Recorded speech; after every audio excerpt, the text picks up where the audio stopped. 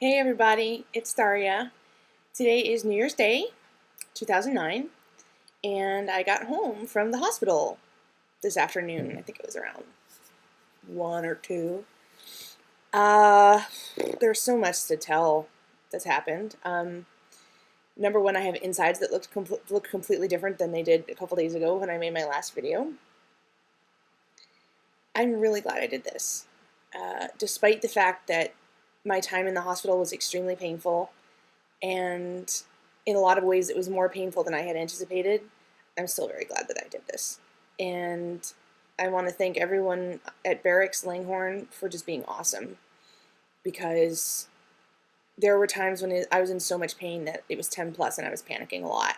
And I'm going to talk about that. And I'm making this video basically to tell you about my hospital experience. Okay, so they called me the day before and they said they wanted me in at 11:30. I was the fourth, and I think I was the last surgery of the day. And my surgeon was doing all of them. So I was like, gosh, I'm her fourth. I mean, if I was a surgeon, I think I wouldn't want to do more than 2 per day, but she's awesome. So we got there. We were actually a little early because we lived so close to the hospital. We lived 10 minutes away. So there's a mall right by the hospital, so we went in and we walked around for a little bit, and we went to the bookstore and we bought some books and stuff for me to read at the hospital. And then we went and we checked in, paid my copay, gave them my advance directive. Let's see, what else did I do? Just filled out some more forms. And then we waited, and we waited, and we waited, and we waited. And around 1:30, one of the nurses came out, and she said, "We're running behind. Your surgeon has just taken in surgery number 3. So we're going to call you in about an hour and a half." Actually, I guess that happened around 1. So around 2:30, well, first she took me back. They did a little bit of, like, asking me a couple questions. They put my bracelets on, stuff like that. Then an hour and a half later, they actually called me back to start the surgery. So I went back to change into my gown around 2:30. So I've been waiting there for 3 hours. 3 hours. Once I got back there, everything went lickety-split fast. And it was probably 15 minutes from the time they put me in the bathroom to change my clothes to when I was unconscious on the table. So I went back there. I changed into my hospital gown, my socks, and my surgical cap. They put me on a gurney. They started an IV, and actually, I don't know if you can see, I have a lot of bruising because she tried to thread an IV, and it didn't work, and that really hurt. So then they tried to thread another one. That was fine. The anesthesiologist came over to me, talked to me a little bit. They have you sign all these release forms like, yeah, we might kill you, but hopefully not. I explained to them that I do sing professionally, so he said that he would use a smaller tube than normal, which was really nice. The surgeon came over. I didn't recognize her in her scrubs, so we talked for a little bit. And then they gave me some pre-anesthetic to start me feeling woozy, and it really made me feel very drunk. So we went into the OR. They asked me again what procedure I was having. They double-checked all my vitals, my name, my birth date, put me on the gurney. They put my arms out kind of like this, put the mask on me, and I was out in 2 seconds. There wasn't even any backward counting or anything. It was 1, 2, gone. And the next thing I remember is waking up and going, I'm going to throw up, I'm going to throw up, I'm going to throw up, because I was so nauseous.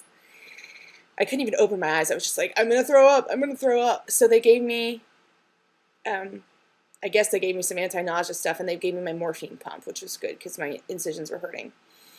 But actually, the biggest pain that I had the whole time I was there was gas. Because they pump all of your guts full of air, which they have to so they can see in there. And that air has to come out somehow. And it means you have to fart. And I was burping, but I couldn't fart until last night around midnight. And let me tell you, as that pain is building up, that pain is putting pressure on your incisions. And it is bad, right? And I'm generally pretty stoic about pain, but this was horrible. They make you get up, walk around. You can have one small ice cube every 15 minutes. For the first day, that was all the liquid I could have because I had liquids through my IV. But except for the gas pain, I was pretty comfortable. The next day, they took me off the morphine pump and they started putting me on Lortab, which is a liquid narcotic. And that's the same narcotic that I have here at home. And that helped a lot. But until I finally started being able to pass gas, I was in a lot of pain. So they have you do this thing called the belly dance, where you stand up and you kind of go side to side like this. And then you twist. You're supposed to do each one 6 times or 3 times on each side. And they have you walk around the floor. Like I had to do 6 circuits of the floor each time I got up.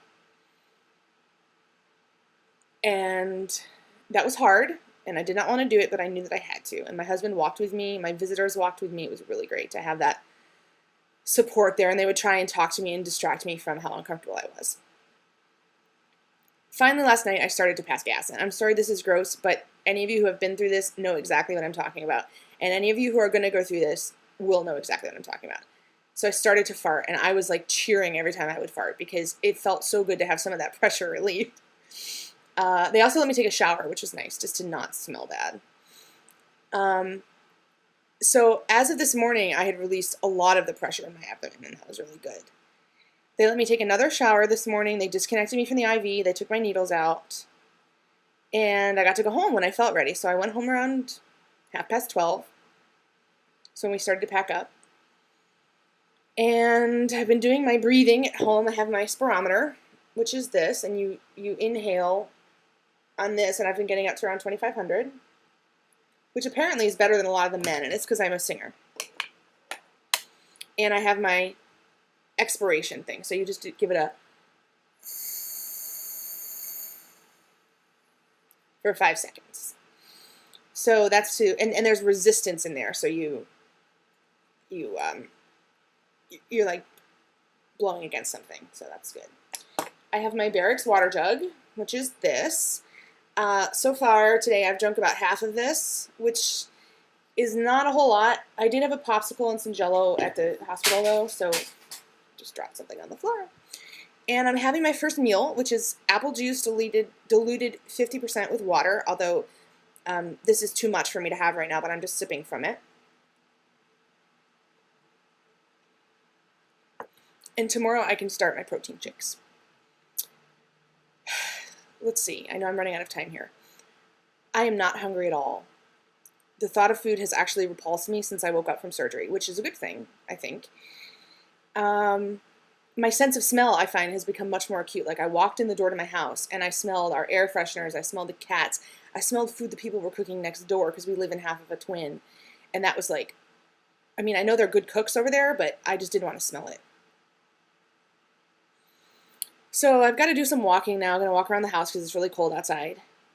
But I wanted to do a video, let you know that I am alive. I really don't know what else to say. I mean, I'm probably going to do some more videos as I think of things to say and advice to give for people who are going through this in the next couple weeks. Just follow your doctor's directions to the T. Women, don't be surprised if you get your period. Because I did, and it freaked me out because I wasn't expecting to get it, and they said that the trauma of surgery on your body will often give you a period, so don't be afraid if that happens. Do the belly dance. Just move your torso around as much as possible. You know, you can get down and squat. You want to walk around marching, like lifting your knees up, because all of that is moving your bowel around, and it's getting that gas where it needs to be, which is out the door. And that's pretty much it. My narcotics are kicking in, so I'm a little woozy. But anyway, I want to thank all of you who have left me comments and encouragement and who have been part of my weight loss journey on YouTube, and all of you who have said prayers and sent good thoughts as I was under the knife 2 days ago, because it really helped.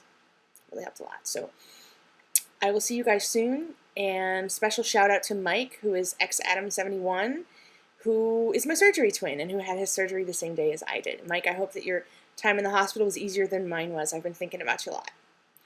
So I'll talk to you guys later. Take care.